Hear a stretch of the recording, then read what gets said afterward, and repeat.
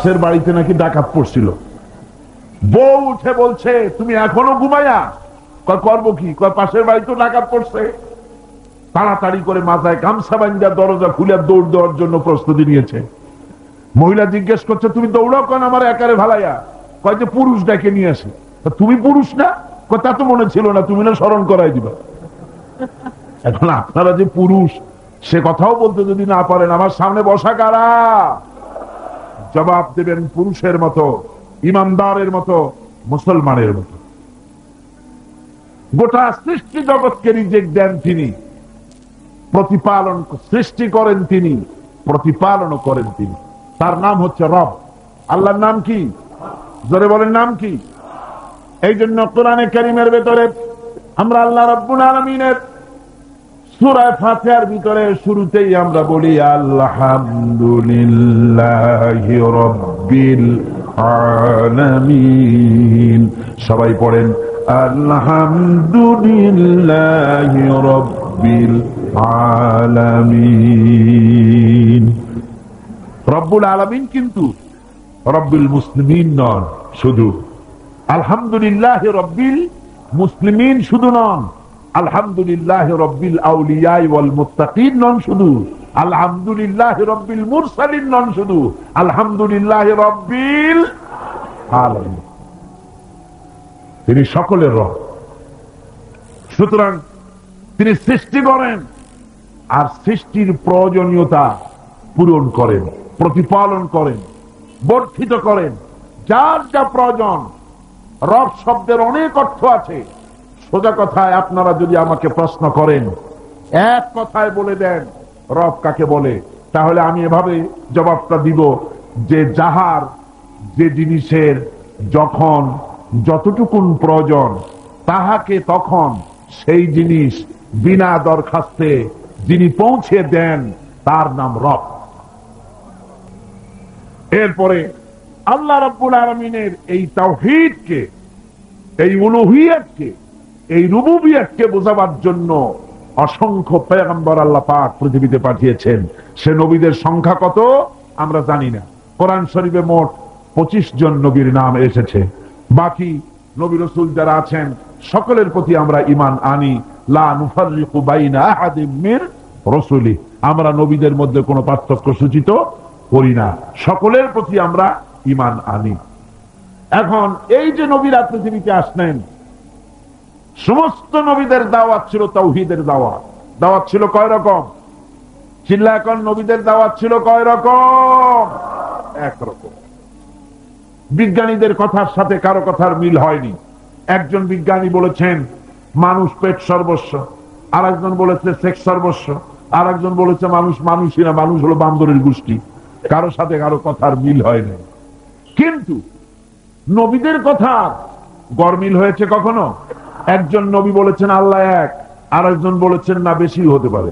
একজন বলেছেন পরকাল আছে, আর একজন বলেছেন ওটা একটা বাজে কথা। একজন বলেছেন মৃত্যু হবে, আর একজন বলেন এতে সন্দেহ আছে। এই রকমের কোন কথার মধ্যে নবীদের কথায় বৈপরীত্য ঘটেছে? জোরে বলেন ঘটেছে?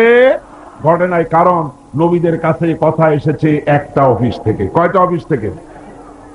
সমস্ত নবীরা আম্বিয়া আলাইহিমুস সালাম সকলেই এক দাওয়াত দিয়েছেন। সকলের দাওয়াত ছিল তাওহীদের, একই দাওয়াত, লা ইলাহা ইল্লাল্লাহ, লা ইলাহা ইল্লাল্লাহ মুহাম্মাদুর রাসূলুল্লাহ।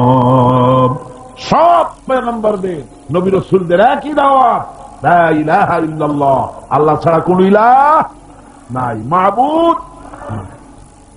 এই জন্য যখন যে পয়গম্বর পৃথিবীতে এসেছেন সমস্ত নবীরা দাওয়াত দিয়েছেন কি বলে? ইয়া কওমি ইবুদুল্লাহা মা লাকুম মিন ইলাহিন গায়রু। সমস্ত নবীরা দাওয়াত দিয়েছেন তার কওমকে। আম্বিয়া আলাইহিমুস সালাম দাওয়াত দিয়েছেন, হে আমার জাতি, হে আমার সম্প্রদায়, এক আল্লাহ ছাড়া কোনো ইলাহ নাই, এক আল্লাহ ছাড়া কোনো ইলাহ নাই। কোন আইনদাতা নাই, বিধানদাতা নাই, শাসনকর্তা নাই। সেই আল্লাহর দিকে, সেই আল্লাহকে একমাত্র ইলাহ বলে মেনে নাও, তার আনুগত্য করো, তার দাসত্ব করো। আল্লাহ পাক অন্য আয়াতের ভিতরে বলেন, ওয়ালাকাদ বা'আথনা ফি কুল্লি উম্মাতির রাসূলা আন ইবুদুল্লাহা ওয়াজতানিবুত তাগুত। আল্লাহ রাব্বুল আলামিন বলেন, এমন কোন জাতি নাই, এমন কোন সম্প্রদায় নাই, উম্মত নাই, যাদের কাছে আমি নবী রাসূল প্রেরণ করি নাই। তারা সেখানে গিয়েছেন আর সকলকে বলেছেন, এক আল্লাহর দাসত্ব করো, তাগুতকে বর্জন করো, আল্লাহর গোলামি করো জীবনের সকল ক্ষেত্রে। এক আল্লাহ ছাড়া কেউ নাই, আল্লাহ হচ্ছেন এক। আল্লাহ কয়জন? আল্লাহ কয়জন?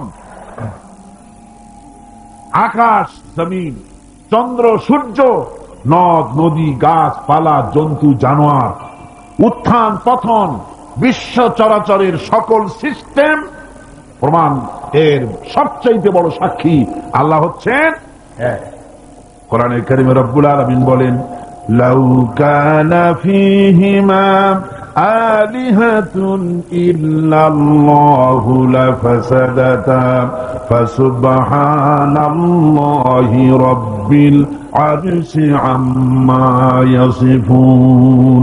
আল্লাহ রাব্বুল আলামিন বলেন, যদি আকাশ এবং জমিনে একাধিক ইলাহ যদি থাকতো তাহলে বিপর্যয় সৃষ্টি হয়ে যেত, ফাসাদ সৃষ্টি হয়ে যেত, বিপর্যয় সৃষ্টি হয়ে যেত। আসমান এবং জমিনে সব জায়গায় ফাসাদ সৃষ্টি হয়ে যেত, বিপর্যয় সৃষ্টি হয়ে যেত। সুতরাং আল্লাহ রাব্বুল আলামিন হচ্ছেন এক। তার ব্যাপারে একাধিক যারা চিন্তা করে তারা বড় বাজে কথা বলে, এ কথার পেছনে কোনো দলিল নাই। আল্লাহ এই সমস্ত কথা থেকে তিনি পবিত্র। আল্লাহ পাক আবার বলেন, মাত্তাখাযাল্লাহু মিন ওয়ালাদিন ওয়া মা কানা মা'হু মিন ইলাহিন ইযাল লাযাহাবা কুল্লু ইলাহিন বিমা খালাকা ওয়া লা'আলা বা'দুহুম আলা বা'দ। আল্লাহ পাক বলেন, আল্লাহ কাউকে নিজের সন্তান বানান নাই, তার কোনো সন্তান নাই, আর তার কোনো ইলাহ, তার কোনো শরীক নাই। এরপরে যদি আরো কোনো শরীক থাকতো তাহলে তারা তাদের সৃষ্টি নিয়ে আলাদা হয়ে যেত। একাধিক আল্লাহ যদি হতো, একাধিক ইলাহ যদি হতো, তাহলে সূর্য যার আছে সে সূর্য নিয়ে একদিকে যেত, আর একজনে চন্দ্র নিয়ে যাইত, আর একজনে জমিন নিয়ে যেত, আর একজনে আবার আকাশ নিয়ে যেত। এরকম এক খোদা আর এক খোদার উপরে চড়াও হতো। যেমন রাশিয়া চড়াও হয়েছে চেচনিয়ার উপরে, আবার সার্বিয়রা চড়াও হয়েছে বোসনিয়ার উপরে। তেমনি করে এক রাষ্ট্র আর এক রাষ্ট্রের উপরে যেমন চড়াও হয়, এক খোদা আর এক খোদার উপরে গিয়ে চড়াও হতো। আল্লাহ পাক বলেন, আকাশ এবং জমিনে এক আল্লাহ, এই এক আল্লাহ ছাড়া আর কেউ নাই। এই তাওহীদের বীজ সব মানুষের হৃদয়ের ভিতরে বপন করে দেওয়া আছে। প্রত্যেক মানুষের অন্তরের ভিতরে, মনের গহীনের ভিতরে এই তাওহীদের বীজ বপন করা আছে। যদি সে নাস্তিক হয়, তুফানের ভিতরে যখন পড়ে, ঝড়ের ভিতরে যখন পড়ে, ঢেউয়ের মধ্যে যখন পড়ে যায়, আল্লাহ বলেন, দাল্লা মান তাদউনা ইল্লা ইয়াহু, তখন আমি আল্লাহ ছাড়া সকলকে ভুলে যায়। বিপদে যখন পড়ে তখন আল্লাহর নাম খুব তখন স্মরণে এসে যায়। মহান আল্লাহ পাক বলছেন, আকাশে এবং জমিনে সব জায়গায় এক আল্লাহ, তার এই তাওহীদের উপরে বিশ্বাস স্থাপন করতে হবে। কোরআনে কারীমের ছোট্ট একটি সূরার ভিতরে তাওহীদের ব্যাপক চিত্র আল্লাহ তুলে ধরেছেন। কি? কুল হুয়াল্লাহু আহাদ। সবাই পড়েন, কুল হুয়াল্লাহু আহাদ আল্লাহুস সামাদ লাম ইয়ালিদ ওয়া লাম ইউলাদ ওয়া লাম ইয়াকুল লাহু কুফুয়ান আহাদ। আল্লাহ পাক বলেন, নবী আপনি বলেন, আল্লাহ এক এবং একক, তিনি নিরঙ্কুশ, তিনি বেনিয়াজ, তিনি কারো মুখাপেক্ষী নন, তাকে কেউ জন্ম দেয় নাই, তিনিও কাউকে জন্ম দেন নাই। আকাশ আর জমিনে আল্লাহ রব্বুল আলামিনের সমকক্ষ কেউ নাই, জোরে বলেন সুবহানাল্লাহ। যুগে যুগে মানুষেরা আল্লাহর ছেলে পেলে বানিয়েছে, নাউজুবিল্লাহ। কেউ বলেছে ফেরেশতারা আল্লাহর মেয়ে, কেউ বলেছে ঈসা আলাইহিস সালাম আল্লাহর ছেলে, নাউজুবিল্লাহ। আল্লাহ পাক বলেন বাদিউস সামাওয়াতি ওয়াল আরদ আন্না ইয়াকুনু লাহু ওয়ালাদুন ওয়া লাম তাকুন লাহু সাহিবাতুন ওয়া খালাকা কুল্লা শাই। আকাশ এবং জমিনের উদ্ভাবক স্রষ্টা হচ্ছেন আল্লাহ সুবহানাহু ওয়া তাআলা। আকাশ আর জমিন তো তিনিই সৃষ্টি করেছেন। কোত্থেকে তার জীবন, তার ছেলে আসবে কোত্থেকে, মেয়ে আসবে কোত্থেকে, যখন তার কোনো জীবন সঙ্গিনী নাই? বরং তিনি সব সৃষ্টি করেছেন। আকাশ জমিন যা তোমরা দেখতে পাও সব তিনি সৃষ্টি করেছেন। এই চিত্র আরো সুন্দর করে তাওহীদের এই চিত্র আরো ফুটে উঠেছে আয়াতুল কুরসির ভিতরে। আপনারা নামাজ পড়ে জামার বোতাম খুলে বুকের উপরে যে বড় করে একটা ফু দেন নামাজের পরে, দেন না? ওইটা কোন আয়াত? আয়াতুল কুরসি। এই যে আয়াতুল কুরসি পড়ে ফু দেন, এতে কিন্তু কোনো গুনাহ নাই, অনেক সওয়াব। সুবহানাল্লাহ। পড়ে আয়াতুল কুরসি সম্পর্কে হাদিসে এসেছে প্রত্যেক নামাজের পরে যদি কেউ আয়াতুল কুরসি পড়ে, একবার করে পড়ে, কিয়ামতের দিন আল্লাহ রব্বুল আলামিনের ওই ব্যক্তি সম্পর্কে দায়িত্ব হবে, লোকটাকে রব্বুল আলামিন জান্নাত দিয়ে দিবেন। তবে এরকম নয় যে আয়াতুল কুরসি পড়লেন আর আপনি যদি ব্যবসায়ী হন, ওজনে কম দেন, খাদ্যে ভেজাল দেন, মদ খান, কন্ট্রাক্টারি করলে পরে রাস্তার ইট সিমেন্ট পাথর সব খাইয়া ফেলেন, শয়তানি বদমাশি করেন, জুলুম করেন, আর আয়াতুল কুরসি পড়ে বেহেশতে যাবেন। বেহেশত আপনার মামু বাড়ি না যে যাই অমনি সবরি কলা পাবেন। সহজ ব্যাপার নয়। আয়াতুল কুরসি পড়লে নামাজের পরে আল্লাহ জান্নাত দিয়ে দিবেন। কেন দিবেন? আয়াতুল কুরসি পড়তে হবে, বুঝতে হবে যে এর মধ্যে কি কথা আছে এবং সেই অনুযায়ী জীবন করতে হবে। আল্লাহ রাব্বুল আলামিন আয়াতুল কুরসির ভিতরে তার পরিচয় সুন্দর করে তুলে ধরেছেন, সার্বভৌমত্বের কথা তুলে ধরেছেন। আল্লাহু লা ইলাহা ইল্লা হুয়াল হাইয়ুল কাইয়্যুম।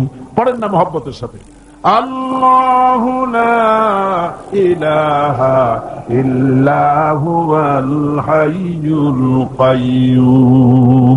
আল্লাহ হচ্ছেন তিনি যিনি ছাড়া কোন ইলাহা নাই, আইনদাতা নাই, বিধানদাতা নাই, শাসনকর্তা নাই, হায়াত ও মওতের মালিকও কেউ নাই।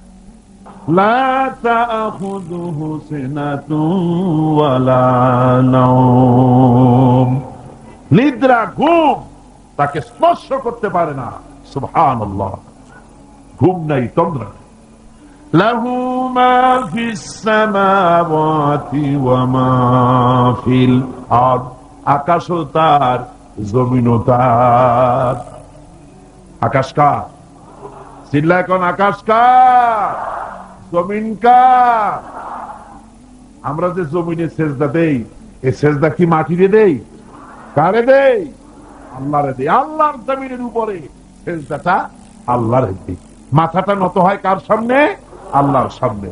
মান যাল্লাযী ইয়াশফাউ ইনদাহু ইল্লা বিইযনিহি। কে আছে এমন তার সামনে তার বিনা অনুমতিতে সুপারিশ করতে পারে এমন ক্ষমতা আকাশেও কারো নাই, জমিনেও কারো নাই। জোরে বলেন সুবহানাল্লাহ। বিনা অনুমতিতে আল্লাহর সামনে মুখ খোলার ক্ষমতা কারো নাই। সুবহানাল্লাহ। অনেকে চিন্তা করে দুই হুজুরের কাছে মুরিদ হইছি, খুব খুশি।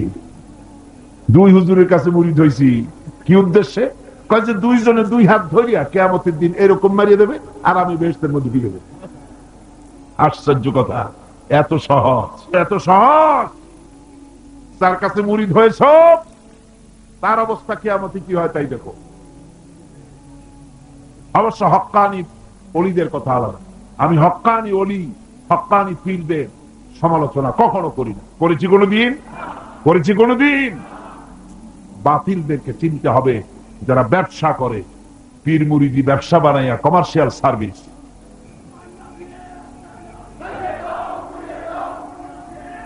সুতরাং সুপারিশ কিয়ামতের দিন আল্লাহর দরবারে কেউ করতে পারবে না, আল্লাহ যদি পারমিশন না দেয়।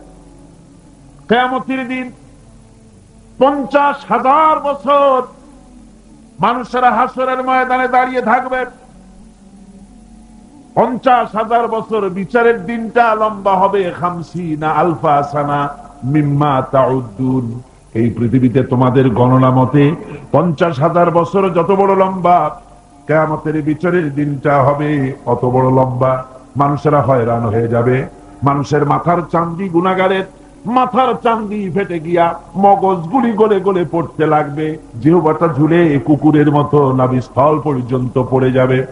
সারা ময়দানে পানি পানি বলে চিৎকার হতে থাকবে। মানুষেরা বিভীষিকাময় দৃশ্য দেখে হয়রান হয়ে যাবে। ভয়ের চোটে কলিজা গলার কাছে চলে আসবে। কোনো উপায় নাই। মানুষেরা হয়রান হয়ে গিয়ে হযরত আদম আলাইহিস সালামের কাছে যাবেন, আল্লাহর কাছে একটু সুপারিশ করেন, আমাদের বিচার হয়ে যাক। হযরত আদম বলবেন, আমার দ্বারা সম্ভব নয়। আমি নিজে আল্লাহর এক হুকুমকে ভঙ্গ করেছিলাম, জানি না আল্লাহ রাব্বুল আলামিন আমার সাথে আজকে কি ব্যবহার করেন। মিয়া সাহেব মাথা খাটান, বুদ্ধি খাটান, চিন্তা করেন, আকল দিয়ে, বিবেক দিয়ে। আবাল বাসার আদম আলাইহিস সালাম আল্লাহর দরবারে কথা বলতে সাহস পাবেন না। বলবেন নূহের কাছে যাও, নূহ আলাইহিস সালাম বলবেন আমি পারবো না। ইব্রাহিমের কাছে চলে যাও, ইব্রাহিম আলাইহিস সালাম বলবেন আমিও পারবো না। সকলে এক এক অজুহাত দিবেন। বলবেন যাও মুসা আলাইহিস সালামের কাছে, তিনি বলবেন আমিও পারবো না। যাও ঈসা আলাইহিস সালামের কাছে, হযরত ঈসা বলবেন আমি তো পারবোই না, কারণ গোটা পৃথিবী শত শত কোটি নাসারা আমারে আল্লাহর ছেলে বলেছে, আমি তো তাদেরকে কথা বলতে পারি নাই, জানি না আদি হাসরের ময়দানে আল্লাহ রাব্বুল আলামিন আমার সাথে কি ব্যবহার করেন। তবে আমি একটা পরামর্শ দিতে পারি, আল্লাহ রাব্বুল আলামিনের দরবারে আজকে কেবল কথা বলতে পারবেন বিশ্ব নবী জনাব মুহাম্মদুর রাসূলুল্লাহ সাল্লাল্লাহু আলাইহি ওয়াসাল্লাম। হাসরবাসীরা তার কাছে যাবেন। নবীজি মাকামে মাহমুদে আল্লাহর দরবারে সেজদায় পড়ে যাবেন। এই সেজদায় কত কাল চলে যাবে আল্লাহ পাক ভালো জানেন। সেজদায় পড়ে শুধু কাঁদতেই থাকবেন।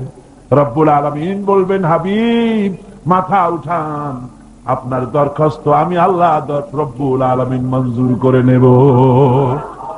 সুবহানাল্লাহ বিহামদিহি। আমার ভাইয়েরা, ওই আল্লাহ রাব্বুল আলামিন বলেন কিয়ামতের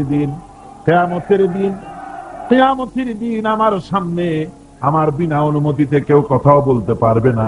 ইয়ালামু মা বাইনা আইদিহিম ওয়া মা খালফাহুম। মানুষের অগ্র পশ্চাৎ কেউ জানে না, মানুষের আগের পাশের সবকিছু খবর আমি আল্লাহ রাব্বুল আলামিনের কাছে আছে, সব আমি জানি। ولا يحيطون بشيء من علمه إلا بما شاء। আর আল্লাহর জ্ঞাত বিষয় সমূহের ভিতরে কোন জিনিসই লোকদের জ্ঞানের আওতায় আসতে পারবে না। অবশ্য আল্লাহ যদি কিছু নিজের জ্ঞান থেকে কাউকে জানাতে চান সেটা স্বতন্ত্র কথা। وسع كرسيه السماوات والأرض